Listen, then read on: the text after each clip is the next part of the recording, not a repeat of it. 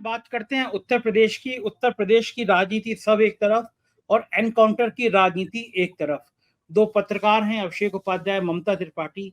उनने जातियों के अधिकारियों के आगे जाति लिखी, उन दोनों पे एफआईआर करा दी गई। अभिषेक ने बहुत तीखे तीखे ट्वीट भी किए।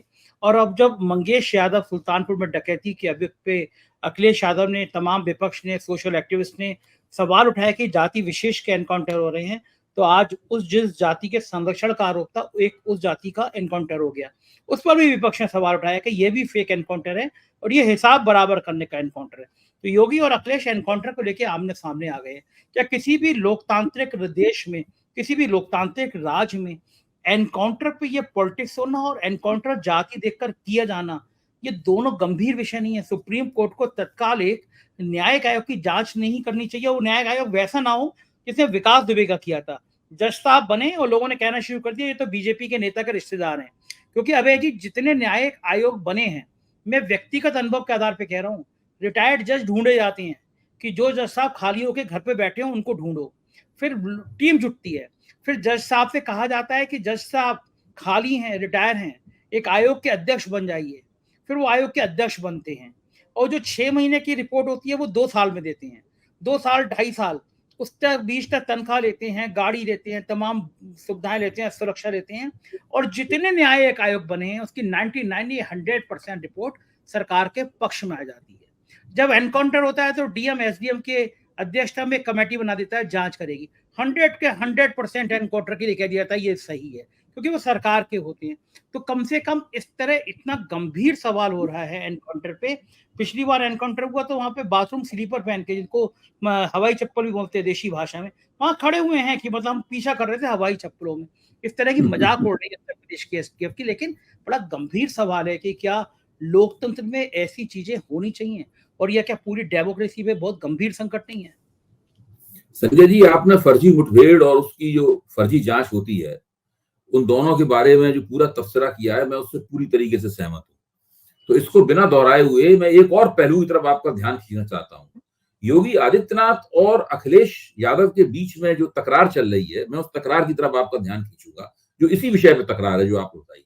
इस तकरार में आप अखिलेश की भाषा देखिए। मैंने तो जब से ये भाषा सुनी है, मुझे देख के बहुत खुशी हो रही है कि उत्तर प्रदेश का एक नेता, उसका ताल्लुक मेरे जिले से है, और वो इस वक्त अपने पिता से भी आगे निकल रहा है। आदरणीय मुलायम सिंह यादव से भी वो आदमी आगे निकलता जा रहा है।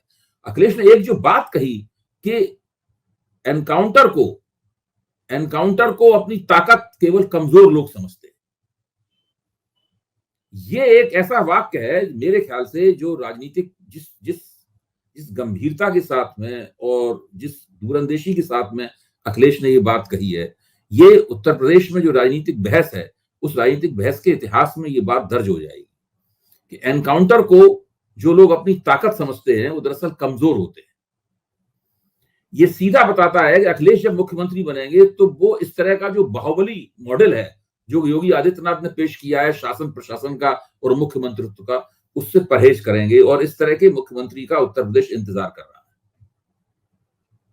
आपको लगता है कि अब ये जो एनकाउंटर का चलन है, इस पे क्या कभी सुप्रीम कोर्ट भी स्वतः संज्ञान ले सकता है?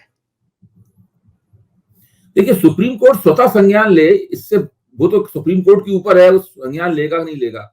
सवाल यह है कि इस प्रश्न के ऊपर मानवाधिकार संगठनों से संपर्क करके सुप्रीम कोर्ट में एक याचिका दायर करने से किसी को कौन रोकता है?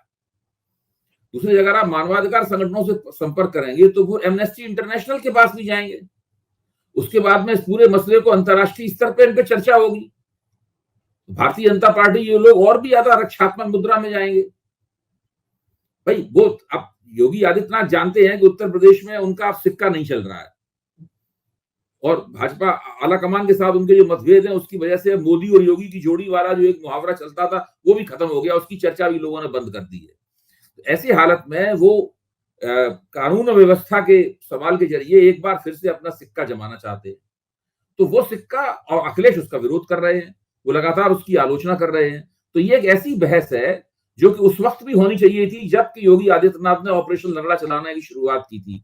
उस वक्त भी होनी चाहिए थी जबकि इस तरह से उत्तर प्रदेश सरकार लगातार अपराधियों को और सरेंडर करवाने के नाम पर गोली मार रही थी। ये बहस उस वक्त भी होनी चाहिए थी जब योगी आदित्यनाथ बार बार कहते थे मैं मिट्टी मिला दूंगा, गोली छोड़ा दिया जाएगा, वगैरह वगैरह, इस तरह की धमकियां देते थे जो कि उनको शोभा नहीं देता। आखिरकार वो एक देश के सबसे प्रतिष्ठित और प्राचीन मठ के महंत भी हैं, उनकी छवि, उनका रूप जो है वो एक संत का रूप है, तो उन्हें तो दया और ममता की भाषा बोलनी चाहिए, जबकि वो बोलते हैं एक बाहुबली की भाषा। तो ये तमाम समस्याएं हैं जिन समस्याओं पर पहले ही विपक्ष को संज्ञान लेना चाहिए था। विपक्ष ने देर से संज्ञान लिया, लेकिन जो भी हो, देर आए दुरुस्त आए, अब बहुत अच्छी तरीके से इन बातों की आलोचना हो रही है और उनका जवाब दिया जा रहा है।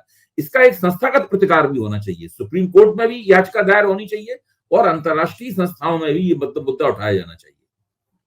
अच्छा, एक आपको नहीं लगता विवाद तब बढ़ा जब अखिलेश ने कह दिया माफिया बनाम मठाधीश? ये जो तीखा सीधा हमला था, उसके बाद उन्होंने कहा कि रावण भी एक संत का रूप लेकर आया था। इस तरह की लड़ाइयां बढ़ती चली गई। इन दोनों लड़ाइयों से जो वोट बैंक है वो किसका फायदे में आएगा? देखिए जनता जो है उसके पक्ष में होती है जो संयम से बोलता है। आप अखिलेश जी की पूरी भाषा देखिए, इसकी मैंने अभी तारीफ की। मैं आमतौर पर नेताओं की तारीफ नहीं करता, नेताओं की तारीफ करने से मैं परहेज करता हूं।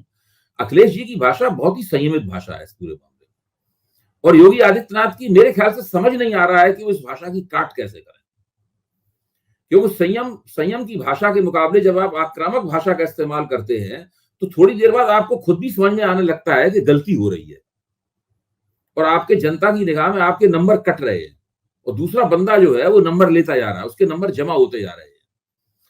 ये रहा है, क्योंकि जब एक व्यक्ति संयम की भाषा बोलेगा तो महिलाओं को पसंद आएगी, वो नौजवानों को भाषा पसंद आएगी, पढ़े लिखे लोगों को भाषा पसंद आएगी।